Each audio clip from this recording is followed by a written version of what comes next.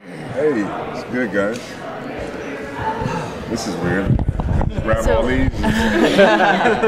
Sing us a song, maybe? So what do you envision happening for Guardian now that he's, not going to be undercover anymore? Well, I mean, actually, no, this happens. I can't tell you everything. I can say that because of the unmasking, there is some fallout that happens. And there's also some unexpected support that happens.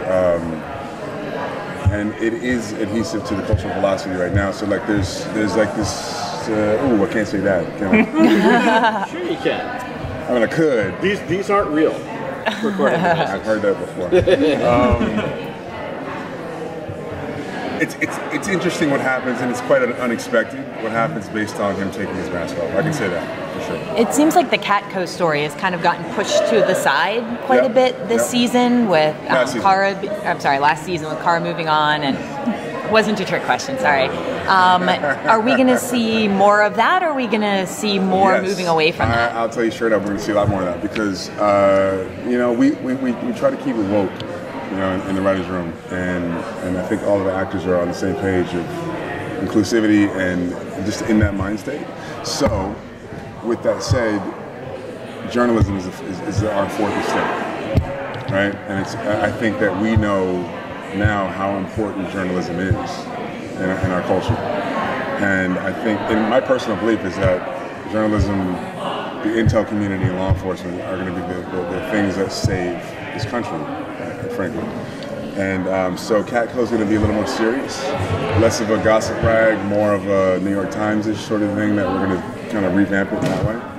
And really start fighting the good fight with real journalism, investigative reporting, and information as well. And also just, dispel that stupid myth that journalists or the media is the enemy of the people. When it comes to you guys keeping it woke and having great representation, obviously. We try. Yeah. I'm not going to say that we are, I'm going to say we try. But you guys are better and better. You guys we try. When it comes to scripted television. Thank you very much. We try. I understand also this season you're going to have like 50% or more female directors. Yep. That's amazing. That was a directive from Greg Berlanti. That was like I shouldn't say a directive. I don't know. I know that Berlanti was the one who brought that up, and that's amazing. Yeah. And we need to start that. That's crazy. Yeah. I mean, women can tell stories too. So for real. Really well. Supergirl's motto is hope, help, and compassion for all. I didn't even know that. Wow. Yeah. You need to come with us. Words. What would you hope that the Guardian's motto and what people get out of him would be this season, or next season, season 4. That's wonderful. Maybe justice is your birthright. Sounds great. Good, hold on, let me tweet that out so y'all can check it out. No. So speaking of social issues, you guys are introducing a transgender superhero this year. How does it feel to be at the forefront of such a progressive movement? Like, this is the first time I'm seeing myself represented as a superhero. How does it make you feel?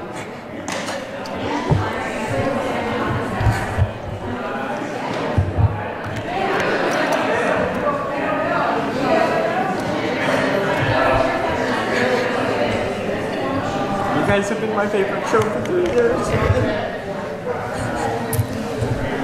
Thank you. This gave me goosebumps. I appreciate that. Thank you. Here's the thing. There's a lot of...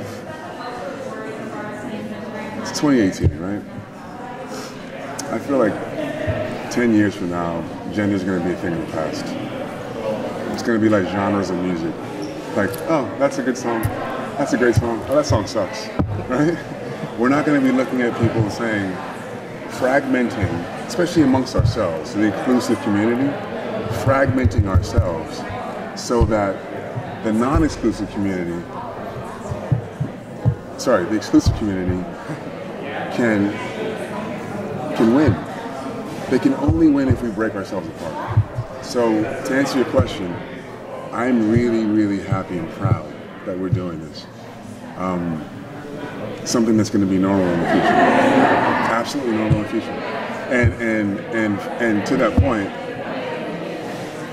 I think there's one gender. I think we're fucking humans. Sorry, I mean, I think we're humans. And look, I mean, my girlfriend tells me all the time that I am I mean, I'm gonna say it. I'm a lesbian trapped in a football player's body. All the time. She tells me that all the time. I'm like, I think you're probably right. I just haven't really explored that. But for me, it's almost like how you feel is who you are. How you feel is who you are. And I'm happy that we're being this sort of synergetic thing on television that's being adhesive to these movements, right? Instead of breaking them apart, because the more we break them apart, the weaker we are. And so I'm in full support of that community. I'm in full support of her kicking ass. I'm in full support of it, and I'm happy to be part of it. And I'm happy that we're representing you. Supergirl is definitely the most socially conscious superhero show on TV. Why do you think that is, and how does that make you feel as a person being part of that show? Thank you for saying that. That's awesome. We all put our heads together and we try. And Robert and Jessica are amazing at keeping everybody. How do you put it? Just being inclusive of everybody's feelings, of everybody's thoughts, of everybody's struggles. Right? We all understand what bullying is, right? And now 2018, it's kind of ridiculous the fact that if you make fun of somebody's weight, you're a bully. If you make fun of somebody's sexuality, you're a bully. If you disenfranchise somebody because of their gender or their race, that's status quo. That's fucking crazy, right? That's actually crazy. Yeah. So the fact that I think that we're a show that's putting, gender bias or racism into the cultural context of bullying, I think we're ahead of the curve. And I think that's where this conversation needs to go. I think that's where it needs to go. And so, guys, I'm sorry, we have to wrap it up. We got to head to get Wait, last one. Okay. King Gypsy. Yep. That is your other. That's my other mask. I gotta wrap it up. I don't have the words now. What do you want people to know about you as King Gypsy? I want them to know that there is more love in this world, that we can apply it to ourselves, we can apply it to others, and our planet as a whole. And that's what my movement's about. It's just the more love movement, and that's what King Gypsy's about. And that's what my music's about. So, thank you. Thank you so much, Mehcad.